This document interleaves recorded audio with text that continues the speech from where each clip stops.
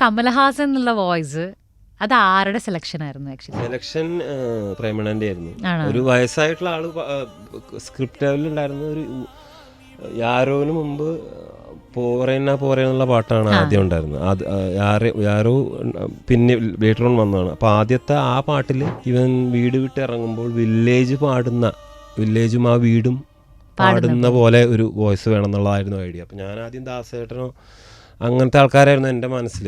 ഇപ്പോൾ SPB സാറിനായിരുന്നെങ്കിൽ SPB അങ്ങനെയുള്ള സിംഗറായിരുന്നു. പക്ഷെ അപ്പോഴാണ് പുള്ളി പറഞ്ഞത് ഇങ്ങനെ ഒരാളായാലും. ഞാൻ ലാലേട്ടനെ വരെ ആലോചിച്ചിരുന്നു ആക്ച്വലി.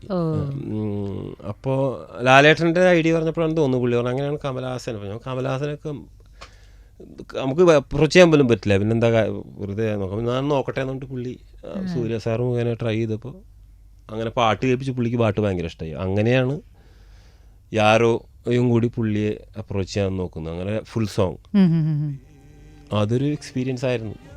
ആള് നല്ല സിംഗറും നല്ല എല്ലാ തരത്തിലും മൾട്ടി ടാലന്റഡ് ആയിട്ടുള്ള ഒരാളാണ്. ഭയങ്കര അത്ഭുതപ്പെട്ടു പോയി. ബിക്കോസ് അത്രയും ഭയങ്കര പിച്ച് ഇത്തിരി കൂടുതലാണ് ആ പാട്ടിന്. അപ്പോൾ ഞാൻ ഒരു 3-4 പിച്ച് ഡൗൺ ചെയ്തിട്ട് 2-3 വേർഷനും കൊണ്ടുപോയിട്ടുണ്ടായിരുന്നു. ഇൻ കേസ് പുള്ളിക്ക് പറ്റിയില്ലെങ്കിൽ പുള്ളി ഏത് ഒറിജിനൽ പിച്ചിൽ തന്നെയാണ് പാടിയത്.